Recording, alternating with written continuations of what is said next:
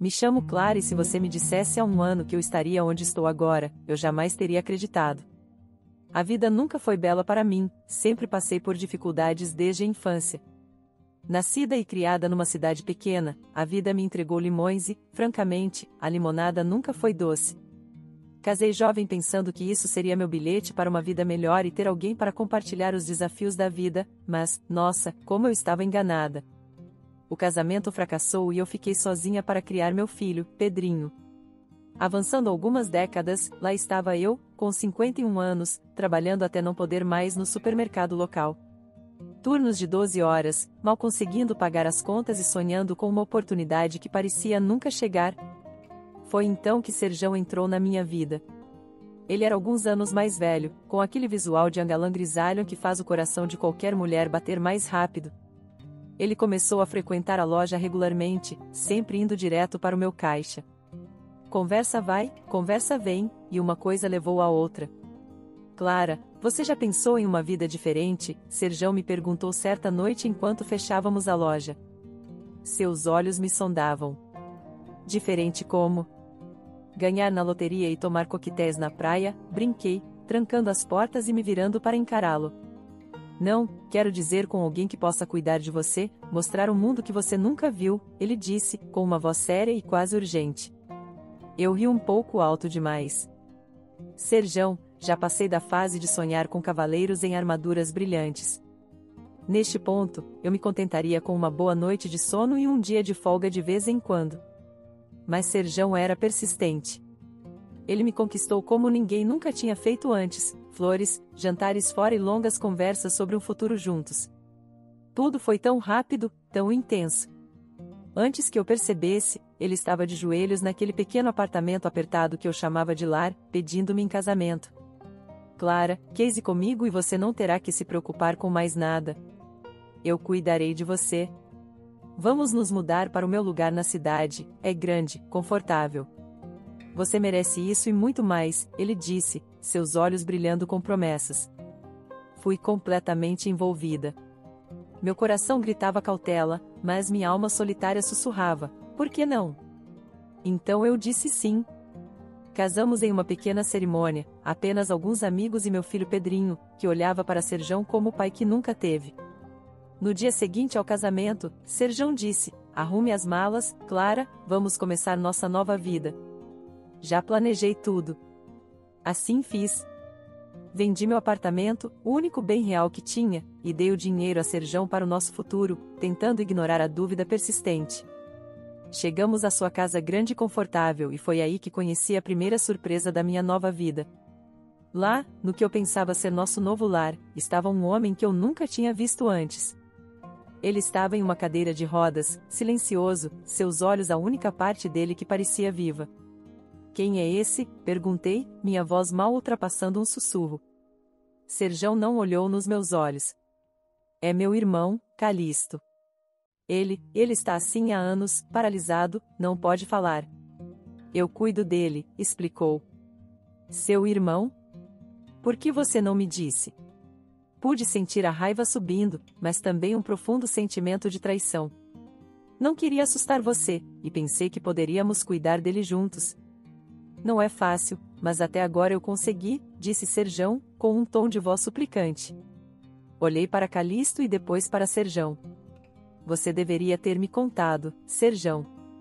Supostamente somos parceiros, lembra? Eu sei, me desculpe. É só que, eu preciso de você, Clara. Podemos fazer isso funcionar, não podemos? Serjão estendeu a mão, mas havia algo em seus olhos que eu não conseguia decifrar. E ali estava eu, de pé na casa de um estranho, vendo meus sonhos de um novo começo se transformarem em cinzas. Mas eu sempre fui uma lutadora, nunca de fugir de um desafio. Então, arregacei as mangas, pronta para enfrentar o que essa nova vida me reservasse. Mal sabia eu que isso era apenas a ponta do iceberg. Tudo bem, Serjão. Faremos isso funcionar, mas sem mais segredos, ok? Estamos nisso juntos, eu disse, tentando soar mais confiante do que me sentia. Serjão sorriu, alívio transparecendo em seu rosto. Juntos, ele ecoou, mas mesmo assim, eu me perguntava no que tinha me metido. Acomodar-me na casa de Serjão era como entrar em uma realidade alternativa, uma para a qual eu não havia me inscrito. A casa grande e confortável que ele tanto falava era mais como um centro de cuidados em tempo integral, sem os funcionários. E Calixto, o irmão que eu não sabia que existia até cruzarmos a porta, agora também era minha responsabilidade. Os primeiros dias foram um borrão, tentando descobrir como cuidar de Calixto, manter a casa e ajustar-me a uma vida para a qual eu não estava preparada. Certo, Serjão, como fazemos isso? Você precisa me mostrar os truques aqui, eu disse certa manhã, encontrando Serjão na cozinha com uma xícara de café. A luz do sol entrava, lançando sombras que pareciam muito nítidas para a hora. Serjão olhou para cima, seus olhos cansados. Clara, eu sei que é muito. Eu deveria ter te preparado melhor. Calixto precisa de cuidados constantes, e eu tenho gerenciado sozinho, mas... Gerenciando? Você chama isso de gerenciar? Não consegui tirar a irritação da minha voz. Você acha que eu vou simplesmente entrar e fazer papel de enfermeira? Clara, por favor, a voz de Serjão estava baixa, suplicante. Eu preciso da sua ajuda. É só até descobrirmos algo. A condição de Calixto não é fácil. Respirei fundo, tentando controlar a maré crescente de raiva e traição. Tudo bem, mas você vai me ensinar tudo. E eu quero dizer tudo, Serjão. Eu não sou uma faz-tudo. Claro, obrigado, Clara. Serjão parecia genuinamente aliviado, mas isso pouco fez para acalmar minha frustração.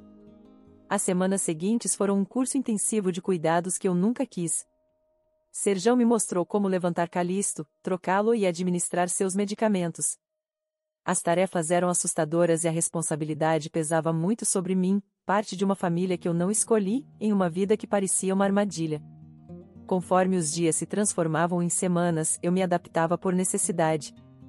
Calixto, apesar de sua condição, era uma alma gentil. Seus olhos falavam volumes e, neles, eu via gratidão e uma espécie de camaradagem silenciosa. E aí, Calixto, como estamos hoje? Eu perguntava, tentando manter o ambiente leve enquanto realizava minhas tarefas.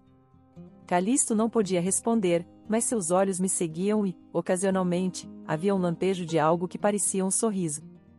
É só eu e você, parceiro, eu dizia, meio brincando, meio sério, a dupla dinâmica. Mas o estresse dos cuidados, somado ao isolamento de nossa situação, começou a pesar.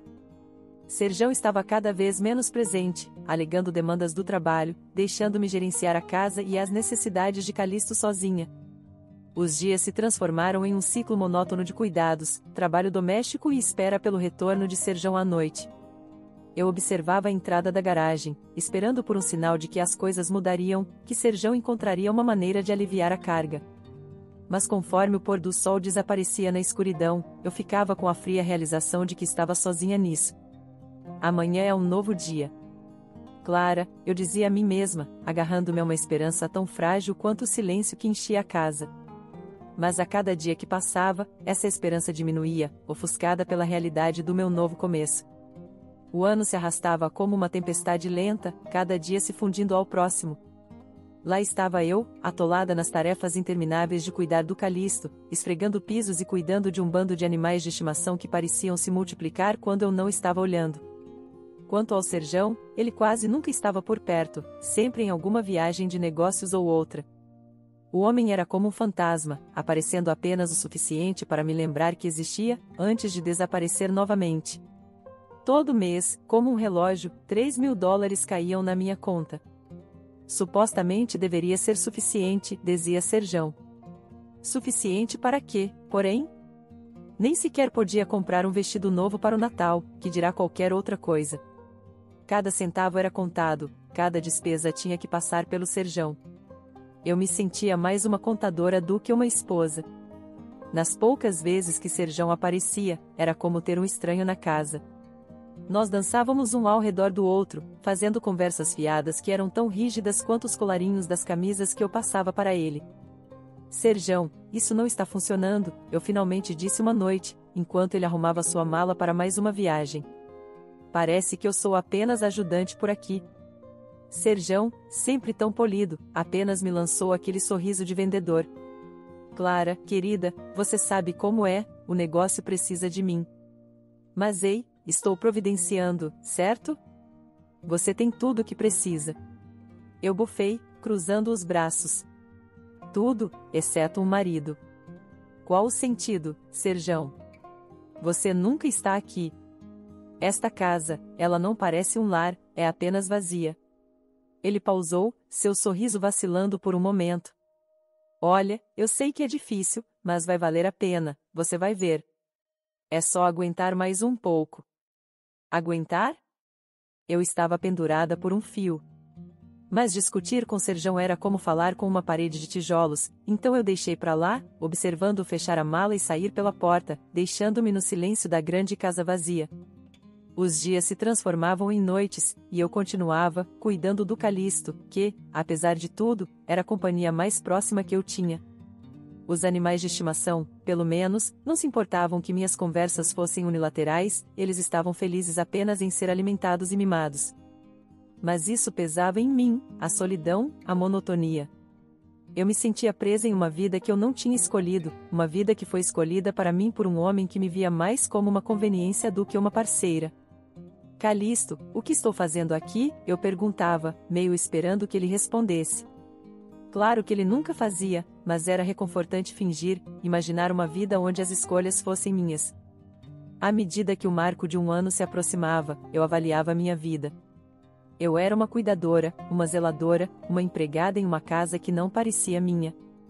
Meu marido, um fantasma, presente apenas no dinheiro que enviava e nas breves visitas que me deixavam me sentindo mais sozinha do que nunca. Naquele ano, conforme o outono dourava as folhas, chegou uma carta que viraria meu mundo de cabeça para baixo. Era endereçada ao Calisto, mas com o Serjão fora, como de costume, a curiosidade falou mais alto. O envelope era grosso, com aparência oficial. Virei-o nas mãos, debatendo antes de abri-lo. Dentro, uma carta de um advogado, algo sobre uma visita e discutir assuntos importantes concernentes à herança do Calisto. Eu murmurei para mim mesma, olhando para o Calisto, que me observava com aqueles olhos conhecedores. Parece que você tem um advogado chique querendo conversar, Calisto. O que será que isso significa? Por um momento, considerei ligar para o Serjão. Mas algo me impediu. Em vez disso, aproximei a cadeira de rodas de Calisto e li a carta em voz alta para ele. Quando terminei, Calisto fez algo que não fazia muito tempo, ele moveu a mão fracamente, gestando para que eu colocasse a carta para baixo e não ligasse para Serjão. Você não quer que eu ligue para ele? Perguntei, surpresa. Calisto fez outro gesto fraco, uma confirmação. Foi a comunicação mais significativa que tivemos em meses, e isso me deixou mais confusa do que nunca. Alguns dias depois, o advogado chegou, um tal de Sr. Thompson, carregando uma maleta e usando uma expressão de solenidade importante.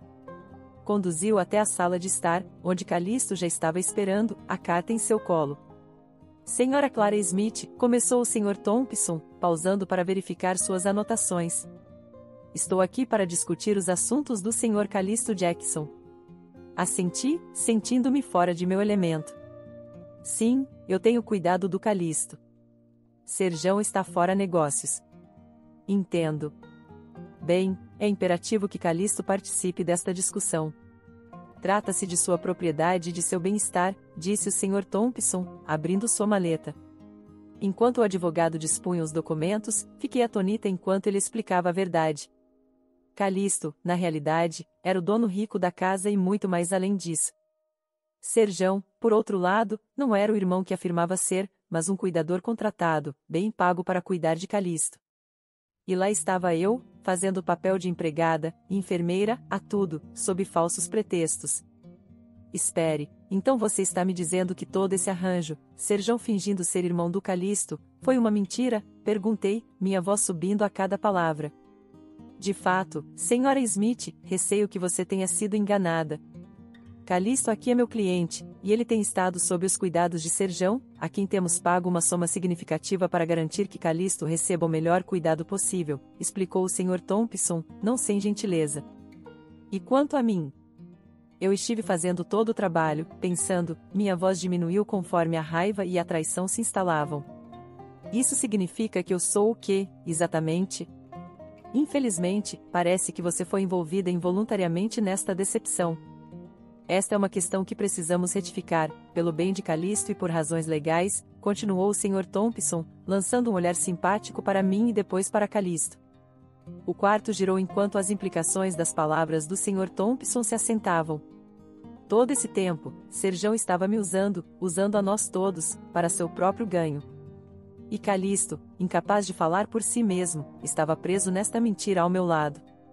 Então, o que acontece agora? Perguntei, sentindo uma mistura de medo, raiva e uma sensação avassaladora de traição. Precisaremos reavaliar os arranjos de cuidado de Calisto, incluindo revisitar os acordos financeiros, disse o Sr. Thompson, fechando sua maleta com um clique final.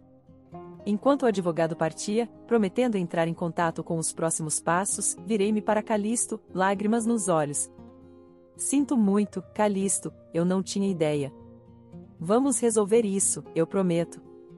Os olhos de Calisto encontraram os meus, e neles vi um lampejo de algo como perdão, ou talvez apenas compreensão.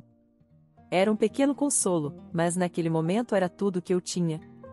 Após a bomba que o Sr. Thompson soltou sobre minha vida ser uma mentira, ele me atingiu com outro golpe duro. Infelizmente, você terá que deixar a casa, disse ele, sua voz toda profissional, sem calor. O pânico me apertou como um torno. Sair para onde? Meu apartamento, meu pequeno pedaço de independência, se foi vendido por causa das doces mentiras de Serjão. Dei-lhe tudo, e agora estava prestes a ser deixada sem nada. Naquela noite, chorei até as lágrimas não virem mais, meu coração uma mistura de dor, traição e medo. Pela manhã, o desespero substituiu o desânimo. Eu tinha que fazer algo, qualquer coisa. Com uma resolução trêmula, aproximei-me de Calisto. Embora ele não pudesse responder, esperava que ele pudesse entender. Calisto, eu não tenho para onde ir, comecei, a voz embargada. Eu estava pensando, talvez, eu poderia trabalhar para você oficialmente. Quero dizer, eu posso cuidar de você, como eu já venho fazendo.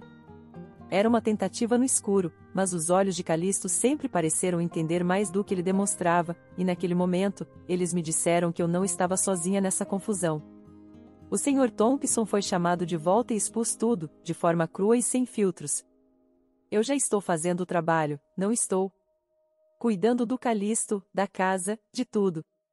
Eu preciso deste emprego, além disso, vocês não encontrarão ninguém que se importe mais com o Calisto do que eu. Para minha surpresa, o Sr. Thompson não me rejeitou de imediato. Em vez disso, ele acenou com a cabeça, batucando a caneta no queixo. Vamos ver o que podemos arranjar. É uma situação incomum, mas, dadas as circunstâncias, pode ser a melhor solução para o Calisto. Os próximos dias foram um turbilhão. O Sr. Thompson trabalhou com a equipe jurídica de Calisto para redigir um novo contrato, desta vez com meu nome como a cuidadora oficial de Calisto. O salário era mais do que eu jamais havia sonhado, um contraste gritante com as quantias insignificantes que Serjão costumava enviar. Quando o Sr. Thompson me entregou o contrato, senti um peso se levantar dos meus ombros. Você será compensada de maneira justa pelo seu trabalho e, mais importante, terá um lugar para ficar, ele disse, me entregando uma caneta. Assinar aquele contrato foi o primeiro passo para recuperar minha vida, para algo que parecia justiça após meses de decepção. Obrigada, eu disse ao Sr. Thompson e, embora Calisto não pudesse falar, olhei para ele, acrescentando, e obrigada, Calisto, por me dar uma chance. Com a tinta secando no contrato, senti uma mistura de emoções, alívio, por não ficar sem teto ou orgulho, por ter defendido a mim mesmo e lutado pelo que precisava, mas, por baixo de tudo, havia um traço de tristeza pela vida que pensei que teria com Serjão, pelo amor que achei que fosse real. Nos meses seguintes, trabalhando oficialmente como cuidadora de Calisto, a vida adotou uma rotina que era tanto confortante quanto desafiadora. Uma manhã, enquanto caminhava pelos corredores silenciosos da grande casa, refleti sobre a jornada que me trouxe até aqui. O peso do meu divórcio iminente e a batalha legal contra Serjão pesavam sobre mim como uma nuvem de tempestade. No entanto, dentro dessas paredes, encontrei paz. Bom dia, Calisto, cumprimentei, entrando em seu quarto com uma bandeja de café da manhã. Como estamos nos sentindo hoje? A resposta de Calisto, como sempre, foi não verbal, um leve aceno e um brilho de apreciação nos olhos. Com o tempo, aprendi a entender esses sinais sutis, a linguagem silenciosa que dizia muito. Enquanto me ocupava com seus cuidados, não pude deixar de pensar na data do tribunal iminente. A ideia de enfrentar Serjão, de relatar a teia de mentiras e enganos que ele teceu, me enchia de uma mistura de medo e determinação. O dia do julgamento chegou com um senso de finalidade. Parada do lado de fora do tribunal, o Sr. Thompson ao meu lado, preparei-me para o que estava por vir. "Está pronta para isso?" perguntou o Sr. Thompson, sua voz firme e tranquilizadora. "O quanto eu jamais estarei", respondi, respirando fundo. É hora de encerrar este capítulo de uma vez por todas. Os procedimentos foram um borrão, uma mistura de jargão jurídico e fatos duros e frios. Quando chegou minha vez de testemunhar, falei com uma clareza e força que eu não sabia que possuía. Contei ao tribunal sobre o engano de Serjão, sobre a vida que me foi levada a acreditar que teríamos juntos e a realidade do meu papel como uma cuidadora involuntária. No final, a justiça prevaleceu. Saindo daquele tribunal, senti um peso se levantar dos meus ombros, uma sensação de encerramento que há muito me escapava. A vida após o julgamento se estabeleceu em uma nova normalidade. Calixto e eu continuamos nossas rotinas diárias, a casa preenchida com um respeito silencioso pelo vínculo que compartilhávamos. E então, justo quando eu começava a encontrar meu equilíbrio, Calixto faleceu. A notícia da morte de Calixto foi um golpe, um lembrete doloroso da natureza transitória da vida. No entanto, em seu passamento, Calixto me deixou um último presente, um gesto de imensa generosidade. O advogado me informou que Calixto havia deixado todo o seu patrimônio para mim, uma decisão que me deixou estupefata e humildemente grata. Sentada na agora silenciosa casa, percebi a extensão completa da bondade de Calixto. Ele me deu uma chance de começar de novo, de construir uma vida nos meus próprios termos.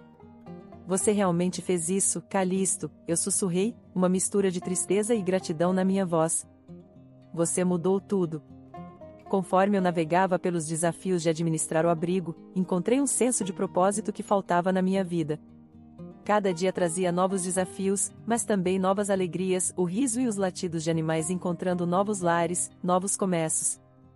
A vida tinha uma maneira engraçada de virar o jogo, eu refletia, sentada na grande sala de estar da casa que uma vez parecia uma prisão, mas agora era verdadeiramente meu lar. A jornada do desespero para onde eu estava agora, rica não apenas em riquezas, mas em experiências, havia sido nada menos que uma montanha-russa. Um dia, enquanto revisava planos para uma expansão do abrigo de animais que eu fundei, uma batida na porta me tirou dos meus pensamentos. Esperando talvez uma entrega ou um vizinho, abri a porta para encontrar uma figura do meu passado que pensei ter deixado para trás de vez, meu ex-marido Serjão. "Clara, querida, olhe para você, vivendo no luxo", ele começou, seus olhos avidamente absorvendo a opulência do foyer. "Sabe, eu estive pensando sobre como eu te apresentei a tudo isso. Acho que tenho direito a uma parte da fortuna, não acha?" Não pude deixar de rir, um som curto e amargo. "Direito? Você tem uma cara de pau aparecendo aqui, Serjão. Depois de tudo, você realmente acha que pode voltar à minha vida e exigir dinheiro?"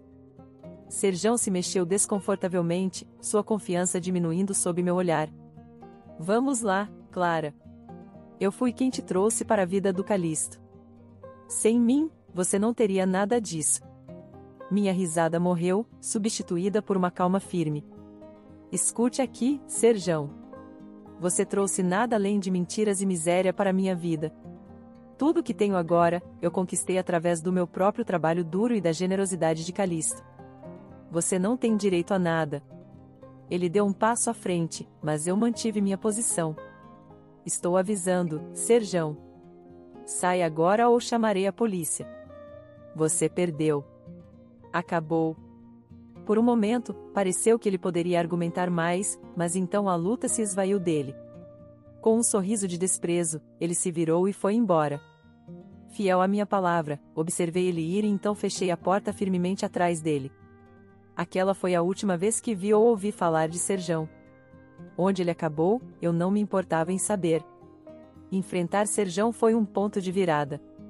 Foi o momento em que realmente senti que havia assumido o controle da minha vida, um contraste gritante com a mulher que eu era quando o conheci pela primeira vez. Agora, eu estava usando meus recursos para retribuir, oferecer uma segunda chance a animais necessitados, muito parecido com a segunda chance que eu havia recebido. A vida estava boa. Meu filho havia se casado recentemente e eu estava prestes a me tornar avó. Um novo capítulo que eu mal podia esperar para começar. O abrigo de animais estava prosperando, um testemunho do caminho inesperado que minha vida havia tomado. Refletindo sobre minha jornada, senti um profundo senso de orgulho. Das cinzas da minha velha vida, eu construí algo significativo, algo duradouro. Eu havia encontrado felicidade, não apenas na riqueza e conforto que me cercavam, mas no conhecimento de que estava fazendo a diferença, tanto na vida dos animais quanto